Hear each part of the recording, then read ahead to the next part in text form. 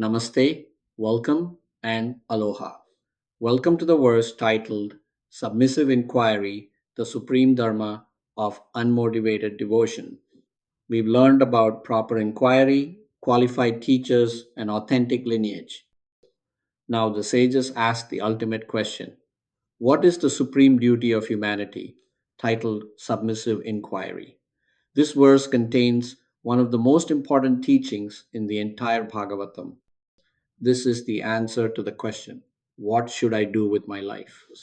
Let us explore this profound teaching. First, the verse in its original Sanskrit. Swapunsamparo dharmo yato bhaktiradhokshaje ahetukya pratihata yayatma samprasidati. These words define the supreme purpose of human life. Let us understand what they reveal. Now let us go through the raw form of English translation of the verse. The translation is, that is, the supreme occupation dharma for all humanity, by which one attains loving devotional service unto the transcendent Lord Adhokshaja. Such devotion must be unmotivated and uninterrupted, for it is through this that the self becomes completely satisfied. This is the answer. This is the supreme duty. Let us explore what it means. Now, let us look at some core teaching of this verse. This verse teaches us about the supreme dharma, the highest duty of human life. First, notice what it says: Savai pusaram parodharmaha. This is the supreme dharma for all humanity, not one dharma among many, not an optional path. The supreme dharma, the highest, the ultimate. And what is it? Yato Bhakti Radokshaje, that by which one attains devotion to the transcendent Lord. Adhokshaja means beyond the perception of the material senses, the Lord who transcends all material limitations. The supreme duty of human life is to develop devotion bhakti to this transcendent supreme person. But notice the qualifications.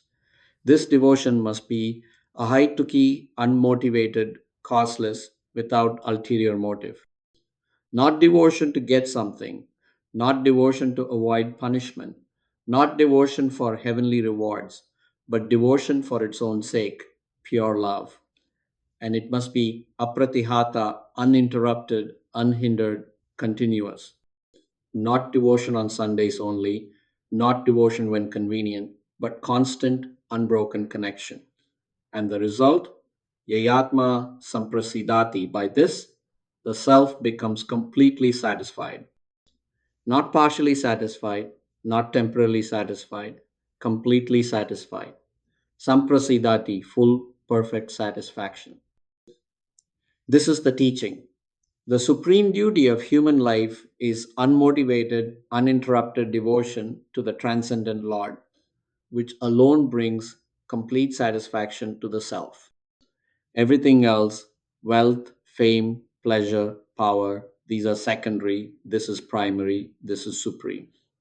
Now, let us look at some modern scientific parallels. This ancient wisdom connects to modern understanding of human fulfillment. First, consider research on intrinsic versus extrinsic motivation. Psychologists Edward Deci and Richard Ryan showed that intrinsic motivation, doing something for its own sake, leads to deeper satisfaction than extrinsic motivation, doing something for external rewards. The verse says devotion must be ahaituki, unmotivated by external goals. This is pure intrinsic motivation. Second, consider research on flow states and peak experiences. Psychologist Mihaly Csikszentmihalyi found that people experience deepest satisfaction when fully absorbed in meaningful activity without concern for outcomes.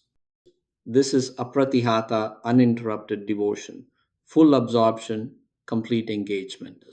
Third, consider research on meaning and purpose. Studies consistently show that people who have a sense of transcendent purpose, something beyond themselves, report higher life satisfaction than those focused on personal pleasure or achievement. The verse points to Adhokshaja, the transcendent Lord, as the ultimate object of devotion. Connection to the transcendent brings complete satisfaction. Let us now move on to some practical application as it relates to this verse. How do we apply this teaching in our daily lives? First, recognize that complete satisfaction comes from devotion, not from material acquisition.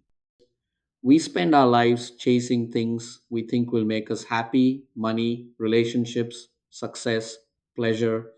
But this verse says complete satisfaction comes from unmotivated devotion to the transcendent Lord.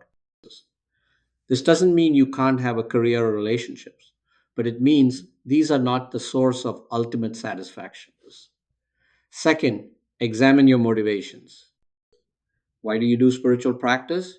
To get something, to avoid something, or simply because you love the Lord? Work toward a haituki, costless devotion, love for its own sake. Third, make devotion continuous, not compartmentalized, apratihata, uninterrupted, not just in the temple or during meditation, but throughout your day, in your work, in your relationships, in everything. Fourth, understand that this is not one option among many. This is the supreme dharma. Everything else is secondary. This is primary. Organize your life around this truth. And finally, trust that this path leads to complete satisfaction. Samprasidati, the self becomes fully satisfied. Not someday, not in theory, but actually, practically, experientially. Now, let us look at how this verse can help our young people. For young people, this verse offers profound guidance for your life. You're at a stage where you're making major decisions: career, relationships, purpose. Society tells you that success, wealth, and pleasure will make you happy. But this verse reveals a deeper truth. Complete satisfaction comes from unmotivated devotion to the transcendent Lord. This doesn't mean you can't have ambitions, but it means don't make those ambitions your ultimate goal. Make devotion your foundation. Build your life around that. Let everything else be secondary. The best players in any field are coachable, they're humble, they seek feedback, they're willing to learn. Bring that same humility to spiritual life. Be coachable, be submissive to wisdom, let go of ego. Ego is the enemy of improvement and the enemy of devotion.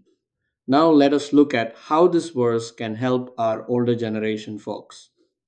For those with more life experience, this verse speaks to something you may have already discovered. You probably achieved some of the things you thought would make you happy: career success, financial security, family. And while these things are good, you may have discovered they don't bring complete satisfaction. This verse explains why. Complete satisfaction comes only from unmotivated devotion to the transcendent Lord. At this stage of life, you have the wisdom to understand this. You've tried everything else. Now is the time to make devotion your supreme priority, not as one activity among many, but as the foundation of everything. True wisdom includes knowing what you don't know. Stay open, stay humble, be willing to learn from anyone, regardless of age or status, and dedicate the rest of your life to this supreme dharma, unmotivated, uninterrupted devotion. In conclusion, we can say this verse of the Srimad Bhagavatam reveals the supreme duty of human life: unmotivated, uninterrupted devotion to the transcendent Lord. This is the highest dharma. This is the ultimate purpose. Not wealth, not pleasure, not fame, but pure devotion. And through this devotion, the self becomes completely satisfied. This is not one path among many. This is the supreme path. This is what we are here for. Everything else is secondary. This is primary. Thank you for exploring this verse with me. Thank you, namaste, and mahalo for joining me in this exploration of this verse. Submissive inquiry, the supreme dharma of unmotivated devotion. Next, we will move on to next verse.